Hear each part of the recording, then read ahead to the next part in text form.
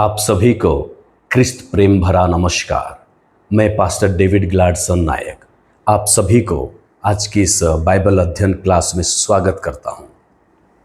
मैं आपके सामने प्रभु का एक संदेश लेकर आता हूं, पर संदेश में जाने से पहले कई सारे लोगों के मन में एक सवाल खड़ा होता है। वो सवाल ये है कि आने वाले दिनों में पृथ्वी के साथ क्या होगा।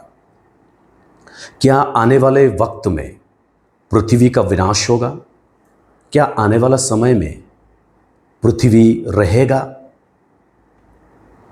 तो कई सारे लोग कई प्रकार का उत्तर देते हैं कि पृथ्वी विनाश हो जाएगा, या कई सारे लोग कहते हैं कि पृथ्वी अनंत काल के लिए बनाया गया है, वो नष्ट नहीं होगा। और कई सारे सवाल खड़े होते हैं, क्या अगर होगा तो वो कैसे होगा, कब होगा, कौन करेगा, होने के बाद क्या होगा। कई सारे प्रश्नों का जो विषय है, वो प्रश्न है हमारे मन में आते हैं। तो मैं आज आपको एक बात बताना चाहता हूं।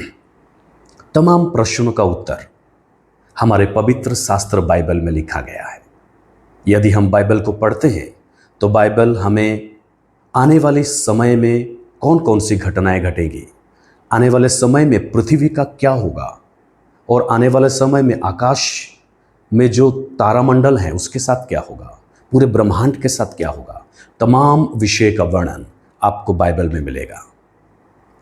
तो हम सब प्रभु यीशु मसीह के ऊपर आस्था रखने वाले प्रत्येक वो विश्वासी एक दिन का बेसब्री से इंतजार कर रहे हैं। वो दिन है प्रभु यीशु मसीह का दूसरा आगमन, क्योंकि प्रभु यीशु मसीह का दूसरा आगमन एक नई दुनिया की ओर हमें ले जाएगा। वो कैसा होगा, वो समय एक अलग होगा। हम आगे चलकर बात करेंगे कि वो किस प्रकार का समय होगा, जिस समय का इंतजार आज कलीसिया में आज प्रचार किया जाता है, और कलीसिया के प्रत्येक विश्वासी उस दिन का इंतजार कर रहे हैं। तो जब उस दिन आएगा तो हम सब प्रभु के साथ जाएंगे। वो प्रभु कैसे आएंगे? प्रभु यीशु मसीह आकाश पृथ्वी में आने से पहले वो स्वर्ग से मध्य आकाश में आएंगे, और उसको हम दूसरा आगमन कहते हैं। और वो यीशु मसीह पृथ्वी पर जल्द आने वाले हैं। समय हमारे पास बहुत कम है। क्या यीशु मसीह आने से पहले या आने के बाद दुनिया का अंत होगा? ये भी प्रश्न है। पर यीशु मसीह जल्द पृथ्वी पर आ रहे हैं। और एक सवाल है, क्या हम अंत के समय में हैं? क्या पृथ्वी का अंत होने वाला है, या हम अंत के समय में नहीं हैं? हम तमाम प्रश्नों का उत्तर बाइबल में मिलेगा। तो हम देखते हैं, यदि हम बाइबल को पढ़ते हैं, योएल उसका दूसरा अध्याय 28 वचन से 32 वचन में, यदि आप नया नियम को पढ़ते हैं, प्रेरितों के काम दूसरा अध्याय का 17 से लेकर 21वें वचन तक, मैं आपके सामने पढ़ देना चाहता हूं। परमेश्वर कहता है कि अंत के दिनों में ऐसा होगा कि मैं अपना आत्मा सब मनुष्य पर उंडेलूंगा, और तुम्हारे बेटे और तुम्हारी बेटियां भविष्यवाणी करेंगे, और तुम्हारे जवान दर्शन देखेंगे, और तुम्हारे पुरनिया स्वप्न देखेंगे। ये जो बातें हैं, ये अंत के दिनों में होगा। तो अंत के दिनों में होगा, और ये कब हुआ? पेंतिकुस्त के दिन, आज से 2000 साल पहले, यीशु मसीह के समय में। अर्थात प्रभु यीशु मसीह जब स्वर्ग चले जाते हैं और शिष्यों को बताकर जाते हैं कि आप इंतजार कीजिए और प्रार्थना कीजिए, तो वे लोग प्रार्थना करें और इंतजार कर रहे थे। और पेंतिकुस्त के दिन में पवित्र आत्मा को उंडेला गया, और पतरस ने वहां पर प्रथम बार प्रचार किया। और ये पतरस का पहला प्रचार था यरूशलेम शहर में।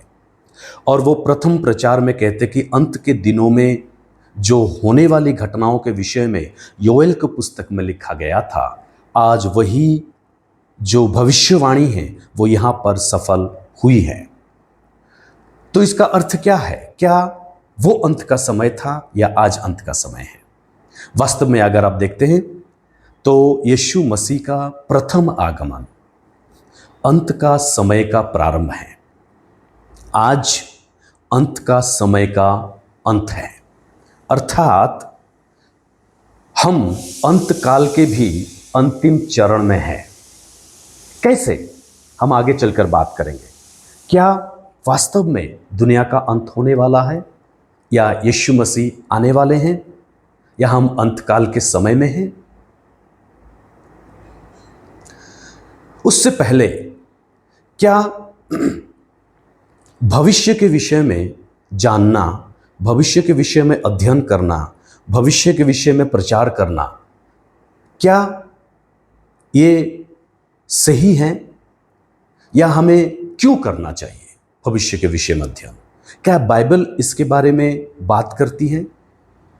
क्या हम भविष्य के विषय में जानना जरूरी है? चलिए हम आगे चलते हैं। सबसे पहले भविष्य के विषय में जानना मनुष्य की प्रवृत्ति है। भविष्य के विषय में जानना मनुष्य चाहता है, चाहे वो खुद की भविष्य हो, चाहे वो परिवार का भविष्य हो, चाहे वो बच्चों का भविष्य हो, चाहे वो दुनिया या देश या अपने समय का भविष्य हो। वो जानना चाहता है, ये मनुष्य रुचि रखता है भविष्य जानने के लिए। मनुष्य में होती है वो चीज़ें कि वो भविष्य के विषय में जाने, पहली चीज़। दूसरी बात क्या है? दूसरी बात यह है कि पुराना नियम कहता है कि हम भविष्य के विषय में जानें।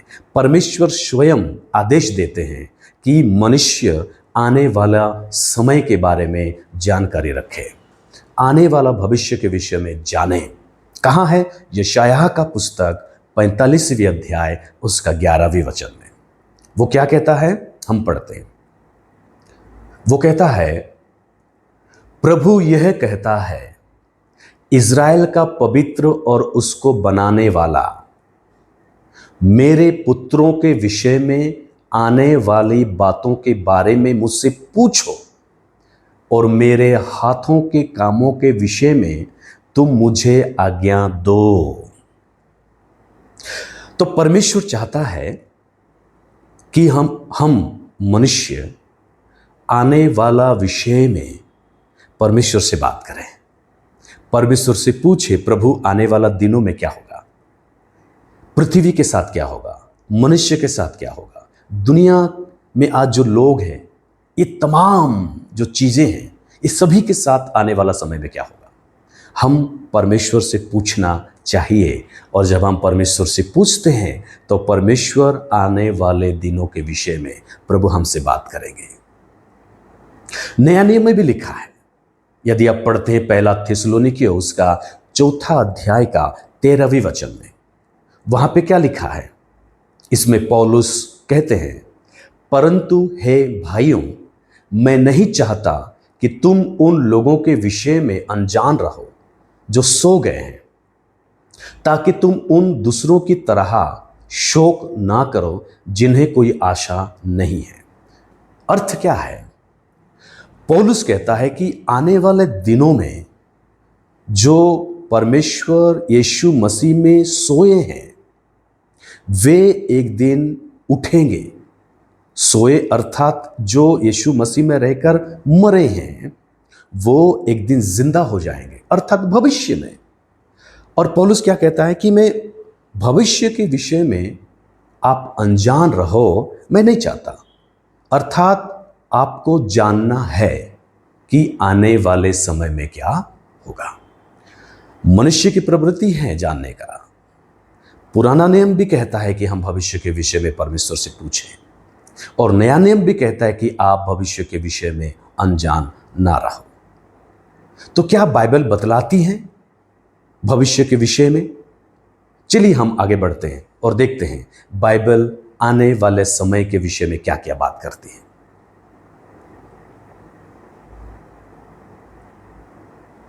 बाइबल में अनेक भविष्यवाणियां हैं।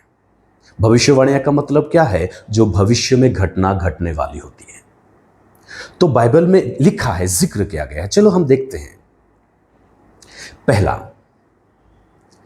बाइबल में प्रत्येक 30 आयत में से एक आयत, याद रखिएगा, यीशु के दूसरे आगमन या अंत के समय के विषय में बात करती है। कितने? 30 आयतों में से एक आयत, काफी ज्यादा है। यानी भविष्य के विषय में बाइबल हमें बतलाती है। दूसरी बात, पुराने नियम में 39 पुस्तकें हैं और 39 पुस्तकों में से 17 पुस्तक ऐसे हैं जो यीशु मसीह के दूसरा आगमन के विषय में बात करता है। देखिए, पुराने नियम में भी यीशु मसीह के आगमन के विषय में बात किया गया है। तीसरी बात है, यदि आप नया नियम को पढ़ते हैं तो नया नियम में कुल मिला के 27 पुस्तक है। 27 में से 23 पुस्तक यीशु मसीह के दूसरे आगमन के विषय में बात करता है। अर्थात नया नियम में भी यीशु मसीह का दूसरा आगमन पर जोर दी जाती है। चौथी बात है, नया नियम में प्रत्येक 10 अध्याय में से, प्रत्येक 10 अध्याय में से 7 अध्याय यीशु मसीह के आने के विषय में बात करता है। याद रखिएगा। पांचवी बात है, बाइबल के एक तिहाई लगभग 30% आने वाले भविष्य के विषय में जिक्र करता है। तो कुल मिला के अगर मैं बात करूं तो बाइबल चाहती है कि हम भविष्य के विषय में जानें। इसीलिए वो भविष्य के विषय में बहुत बार बात बाइबल में की गई है।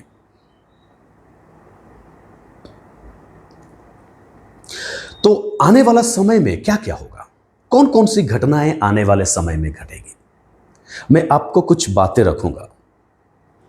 आप पूरी तरह से समझ जाएंगे कि आने वाला समय में क्या क्या घटनाएं घटेगी।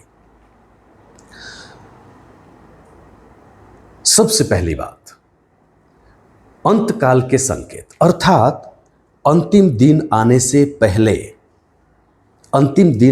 पहले कौन कौन सी घटनाएं घटेंगी, तब हम जान पाएंगे कि अंत का समय आ गया है। तो प्रभु यीशु मसीह हमें ऐसे अनजान रखना नहीं चाहते हैं। परमेश्वर चाहता है कि भविष्य जब आएगा, यानी अंत का समय जब आएगा, तो हम अंत का समय को पहचान सकते हैं। तो कुछ चिन्ह, कुछ लक्षण परमेश्वर ने दिया है बाइबल में। उन लक्षणों को देखने के बाद हमें अंत कब होगा उसकी जानकारी हमें यहां पर मिल जाती है। दूसरी बात, जब अंत की बातें और अंत का चिन्ह होंगे, और जैसे ही अंत का चिन्ह होंगे और अंतिम समय आएगा, प्रभु यीशु मसीह का दूसरा आगमन होगा। प्रभु यीशु मसीह स्वर्ग से मध्याकाश में आएंगे, हवा में आएंगे। जैसे वो मध्याकाश में आएंगे स्वर्ग से, उसके बाद क्या होगा? तीसरी बात,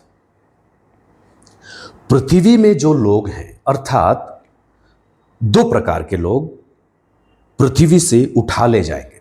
वो कौन है?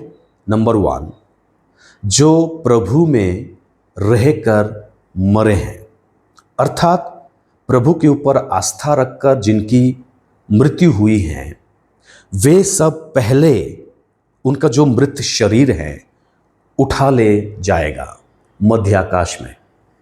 और उसके साथ साथ हम जो जिंदा पाए जाएंगे, उस समय में जो जिंदा पाए जाएंगे, हम लोग भी प्रभु यीशु मसीह को मिलने के लिए मध्याकाश में चले जाएंगे। अर्थात जो प्रभु यीशु मसीह में रहकर मरे हैं वे, और हम जो जिंदा हैं, दोनों एक साथ मिलकर प्रभु यीशु मसीह को मिलने के लिए मध्य आकाश में जाएंगे। चौथी बात, जब हम मध्य आकाश में रहेंगे तो पृथ्वी पर कौन रहेंगे? पृथ्वी पर जो बचे हुए लोग रहेंगे जो प्रभु यीशु मसीह पर आस्था नहीं रखे हैं, वे लोग पृथ्वी पर रहेंगे। तो उनके साथ क्या होगा और वो हम मध्याकाश में क्या करेंगे? सबसे पहले जो पृथ्वी पर रहेंगे उनके साथ क्या होगा? उनके साथ महासंकट आएगा। यानी पृथ्वी में जो लोग रहेंगे, पृथ्वी में एक महासंकट अर्थात महाक्लेश आएगा, और ये महाक्लेश एक भयंकर समय होगा। हम आने वाला समय में देखेंगे। और कितने वर्ष के लिए होगा? 7 वर्ष के लिए होगा। 7 वर्ष के लिए महाक्लेश का समय आएगा। इसमें भयंकर परिस्थिति उत्पन्न होगी जो मनुष्य कभी कल्पना भी नहीं किया है। और वो 7 वर्ष हम प्रभु यीशु मसीह के साथ भोज मनाएंगे। 7 वर्ष प्रभु यीशु मसीह के साथ मध्य आकाश में रहेंगे। तो हमारे लिए एक बहुत सुंदर और बहुत ही एक अच्छा खबर है कि हम प्रभु यीशु मसीह के साथ रहेंगे, और इस जो पृथ्वी पर जो घटनाएं घटेंगी, महासंकट का समय होगा, महाक्लेश का समय होगा, हम लोग इस पृथ्वी पर नहीं रहेंगे। 5वीं बात है, जब 7 वर्ष खत्म हो जाएगा तो हम पर यीशु मसीह के साथ मिलकर मध्य आकाश से पृथ्वी पर लौटकर आएंगे। और पृथ्वी पर जब लौटकर आएंगे, पृथ्वी में क्या होगा? उसके बाद जो महासंकट का समय है वो खत्म हो जाएगा, और क्या होगा? मसीह का राज्य शुरू होगा। अर्थात 1000 वर्ष हम मसीह के साथ पृथ्वी पर रहकर शासन करेंगे। और वो कैसा शासन होगा? बहुत सुंदर शासन होगा, बहुत सुंदर शासन होगा। उसके बाद क्या होगा?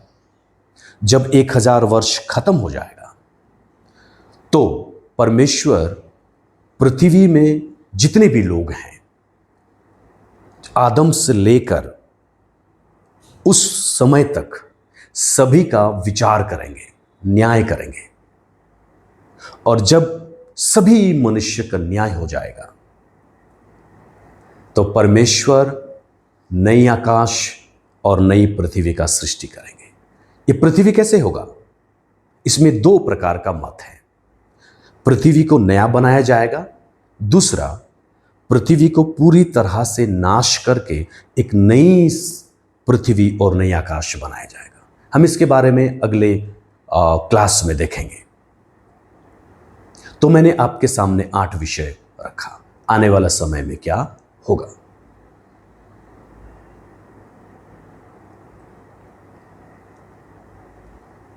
कैसे हम अंत काल के भी अंतिम चरण में हैं। क्या सबूत है हमारे पास कि हम अंत में नहीं पर अंतिम के अंतिम चरण में हैं। आइए हम कुछ विषय को देखते हैं। परमेश्वर पृथ्वी के इतिहास को 2 भाग में बांटा है। पृथ्वी के इतिहास को 2 भाग में बांटा है। ध्यान से सुनिएगा। क्या? मनुष्य का समय, अर्थात मनुष्य को 6000 वर्ष दिया गया है। इसमें ये जो 6000 वर्ष में धर्मी और अधर्मी सभी पृथ्वी का शासन करेंगे। दूसरी बात, ये कब से कब होगा? पृथ्वी के सृष्टि से लेकर यीशु मसीह का दूसरा आगमन तक 6000 वर्ष होगा। और ये 6000 वर्ष किसके लिए दिया गया? मनुष्य के लिए दिया गया। मनुष्य 6000 वर्ष शासन करेगा, सृष्टि से लेकर यीशु मसीह का पृथ्वी पर आते तक। दूसरी बात, परमेश्वर का समय। परमेश्वर का समय 1000 वर्ष का होगा। जैसे ही 6000 वर्ष खत्म हो जाएगा, परमेश्वर का शासन इस पृथ्वी पर 1000 वर्ष के लिए चालू हो जाएगा। वो कब से कब होगा? दूसरे आगमन से लेकर पृथ्वी का अंत अर्थात जो अंतिम न्याय है वहां तक होगा, 1000 वर्ष। और 1000 वर्ष क्या होगा? स्वर्णिम युग होगा, शांति का, समृद्धि का समय होगा। लेकिन अभी जो पृथ्वी जो इंसानों के द्वारा चलाया जा रहा है, ये युद्ध से भरा है, रक्तपात से भरा है, हिंसा से भरा है, भय से भरा है, लूटमार से भरा है, क्रोध से भरा है, बदला से भरा है। आज पृथ्वी मनुष्य को दिया गया, पर मनुष्य इसको बर्बाद कर रहा है। तो मैं आपको कुछ बातें कहूंगा। क्या तथ्य हमारे पास है? पहला, ये जो विचार हैं, ये जो 7000 वर्ष की मैंने बात की आपके सामने कि 6000 मनुष्य को दिया गया और 1000 परमेश्वर का समय है, यानी पृथ्वी को कुल मिला के 7000 वर्ष दिया गया। पृथ्वी को 7000 वर्ष के लिए सृष्टि किया गया। 7000 वर्ष के बाद वो आगे चलकर कुछ और होगा। तो इसका क्या सबूत है हमारे पास? नंबर 1, ये विचार जो है तालमुद नामक यहूदी ग्रंथ में भी मिलता है। उसमें भी जिक्र है कि पृथ्वी को 7000 वर्ष दिया गया है। दूसरी बात, कुछ शुरुआती ईसाई अर्थात जो हमारे चर्च फादर्स थे, वो इस बात पर विश्वास करते थे कि पृथ्वी को 7000 वर्ष दिया गया है। जैसे आप बरनबास, इरेनियस और रोम के एक व्यक्ति हैं जिनका नाम हिपोलिटस करके, तो ये तमाम लोगों का विषय को आप पढ़ते हैं तो वहां पर जिक्र किया गया है। तो लोग विश्वास करते थे कि 7000 वर्ष का समय पृथ्वी को दिया गया है। उसके बाद तीसरा, ईश्वर ने मनुष्य को पृथ्वी पर शासन करने के लिए अधिकार दिया है। यदि आप पढ़ते हैं उत्पत्ति उसका 1 अध्याय और 28 से 30, यहां पर साफ लिखा है कि परमेश्वर ने मनुष्य को पृथ्वी का अधिकार दिया कि पृथ्वी को तुम शासन करो। मैं आपके सामने पढ़ देना चाहता हूं 28, 29 और 30 आयत। इसमें लिखा है, और परमेश्वर ने उनको आशीष दी और उनसे कहा, फूलो फलो और पृथ्वी में भर जाओ और उसको अपने वश में कर लो, अपने वश में कर लो, और समुद्र की मछलियों तथा आकाश की पक्षियों और पृथ्वी पर रेंगने वाले सब जंतुओं पर अधिकार रखो। अधिकार रखो, ध्यान से सुनिएगा, अधिकार रखो। फिर परमेश्वर ने उनसे कहा, सुनो, जितने बीज वाले छोटे छोटे पेड़ सारे पृथ्वी के ऊपर हैं और जितने वृक्षों में बीज वाले फल होते हैं, वे सब मैंने तुमको दिया है, वे तुम्हारे भोजन के लिए हैं। ध्यान से सुनिएगा, 30 आयत इस प्रकार कहता है, और जितने वृक्ष की पशु, जितने पृथ्वी के पशु और आकाश के पक्षी और पृथ्वी पर रेंगने वाले जंतु हैं, जिनमें जीवन का प्राण है, उन सब के खाने के लिए मैंने सब हरे हरे छोटे पेड़ दिए हैं। और वैसा ही हो गया।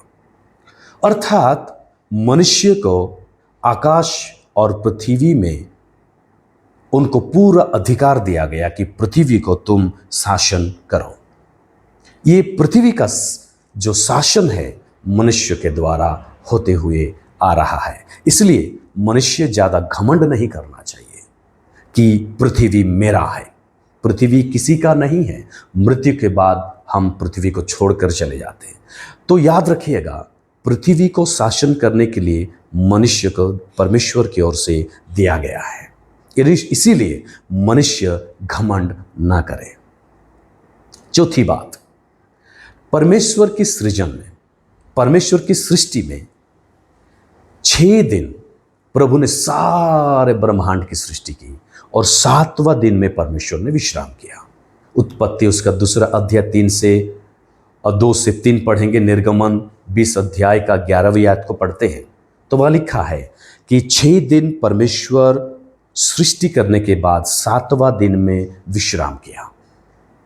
अर्थात 6 दिन और छठवां दिन में परमेश्वर मनुष्य को बनाया। अर्थात 6 दिन मनुष्य का है और एक दिन परमेश्वर का है, जिस दिन परमेश्वर विश्राम करेंगे। विश्राम का अर्थ होता है पवित्र, विश्राम का अर्थ होता है शांति और परमेश्वर की उपस्थिति, परमेश्वर की संगति।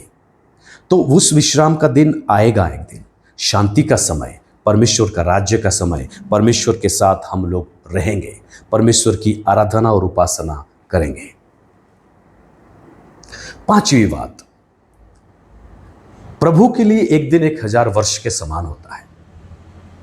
दूसरा पत्रस यदि आप पढ़ते 3:8, भजन संगीता 90 उसका 4 में, तो वहां लिखा है कि परमेश्वर के लिए जो एक दिन है हमारे लिए 1000 वर्ष है।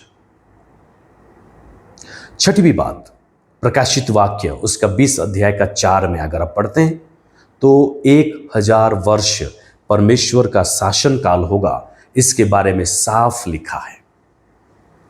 तो तमाम विषय को अगर हम देखते हैं तो इसमें यह तय होता है कि आने वाला समय परमेश्वर का 1000 वर्ष होगा और 6000 वर्ष जैसे खत्म हो जाएगा तो पृथ्वी मनुष्य को जो दिया गया अधिकार को परमेश्वर छीन लेंगे और अपना 1000 वर्ष का शासन शुरू करेंगे। तो यदि आप मत्ती रचित सुसमाचार को पढ़ते हैं तो वहां प्रभु यीशु मसीह ने आने वाली घटनाओं के विषय में जिक्र करते हैं। एक बार ऐसा हुआ कि मत्ती 24 का 3 आयत में शिष्य लोग यीशु मसीह के पास जाकर प्रश्न पूछते हैं और वो प्रश्न 3 प्रकार के होते हैं। पहला प्रश्न है 3 आयत में, ये बातें कब होंगी? अर्थात वे शिष्य लोग यीशु मसीह के साथ जाकर पूछ रहे हैं कि ये बातें कब होगी, कौन सी बातें? वास्तव में शिष्य लोग मंदिर की बातें कर रहे थे, क्योंकि अगर आप 24 अध्याय का पहला वचन दूसरा वचन को पढ़ते तो वह लिखा है यीशु मसीह ने मंदिर के विषय में भविष्यवाणी कर रहे हैं कि मंदिर में जो पत्थर एक दूसरे के ऊपर है वो एक दिन नहीं रहेगा, यानी मंदिर विनाश हो जाएगा।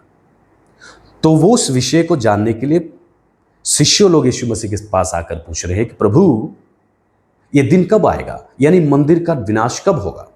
दूसरा प्रश्न वे पूछ रहे हैं आपके आगमन का संकेत क्या होगा? अर्थात वो दूसरा आगमन के विषय में नहीं पूछ रहे हैं, यीशु मसीह का आगमन। अर्थात उनके मन में एक विश्वास था कि प्रभु जो यीशु मसीह है वो रोम साम्राज्य को खत्म करके यीशु मसीह का एक नया साम्राज्य का गठन करेंगे। अर्थात वो एक राजा बनेंगे, मसीहा होंगे यहूदियों के लिए। तो इसके विषय में वे लोग सवाल पूछ रहे हैं, ना कि वो दूसरा आगमन के विषय में। ध्यान से। तीसरी सवाल युग के अंत के विषय में। अर्थात वे पूछ रहे हैं प्रभु ये जो युग है वो कब खत्म होगा? अर्थात रोम साम्राज्य का युग कब खत्म होगा? तो यदि आप देखते हैं इन शिष्यों का प्रश्नों को, तो इन लोग क्या प्रश्न पूछ रहे हैं? उस समय की घटनाओं के विषय में पूछ रहे हैं। लेकिन 24 अध्याय में प्रभु यीशु मसीह जो उत्तर देते हैं वो आने वाले अंत के समय के विषय में उत्तर देते हैं।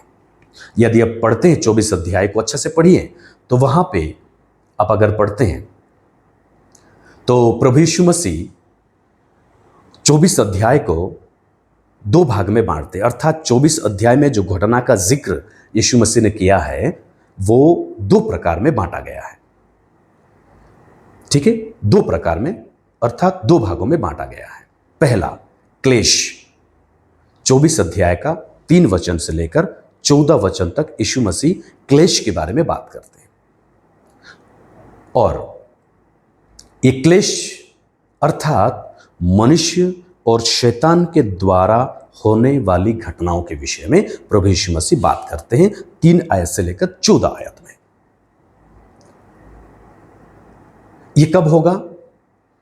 ये अंत काल के अंतिम चरण में होगा, अर्थात रैप्चर होने से पहले। जो मैंने आपको कहा था अंतिम समय के जो संकेत हैं वो हैं। अर्थात अभी भी रैप्चर नहीं हुआ है, अभी भी महासंकट का समय नहीं आया है। रैप्चर से पहले जो घटनाएं होंगी उस विषय पर यीशु मसीह बात कर रहे हैं 3 आयत से 14 आयत में। उसके बाद महाक्लेश की बात करते हैं 15 आयत से लेकर 28 आयत तक। उसमें कब की बात है? वो परमेश्वर के द्वारा पृथ्वी पर भेजा जाने वाला संकट, परमेश्वर का क्रोध मनुष्य के ऊपर आएगा, उस समय की बात कर रहा है। और उस समय कब होगा? रैप्चर के बाद, यानी 7 वर्ष के लिए होगा। तो प्रभु यीशु मसीह यहां पर, ध्यान से सुनिएगा, प्रभु यीशु मसीह यहां पर 24 अध्याय में जो घटनाओं का जिक्र करते हैं वो 2 भाग में बांटते हैं, क्लेश और महाक्लेश। क्लेश अर्थात रैप्चर से पहले जो घटनाएं होंगी, और महाक्लेश अर्थात रैप्चर के बाद 7 वर्ष के लिए जो घटनाएं होंगी। तो अंतिम समय के संकेत क्या है? कौन कौन से संकेत दिया गया है बाइबल में अंतिम समय के लिए? कुछ विषय को हम देखते हैं। तो इन सभी विषयों को अगर हम देखते हैं तो पता चल जाएगा कि अंत का समय आया है। बाइबल में कुछ अंतिम समय का संकेत दिया गया है, मैं आपके सामने रखना चाहता हूं। पहली बात, धोखा। मैं ये जो विषय है आने वाले समय में बताऊंगा। धोखा, युद्ध, प्राकृतिक आपदाएं, ईसाइयों पर अत्याचार, सुसमाचार का प्रचार होगा, भविष्यवाणियों पूरी होंगी और इज़राइल महाशक्ति के रूप में उभरेगा। 8वां विषय, नई विश्व व्यवस्था का स्थापना होगा। 9, नूह का समय जिस प्रकार था वैसे होगा, यानी नूह के समय के जैसा समय आएगा और सदोम और अमोरा के समय के जैसा भी समय आएगा। तो ये अंतिम समय का लक्षण है, अंतिम समय का चिन्ह है। मैं तमाम विषय के बारे में आने वाले समय में बताऊंगा। तो प्रभु आप सभी को बहुत बहुत आशीष दें। God bless you. परमेश्वर आपके साथ रहे। आमीन।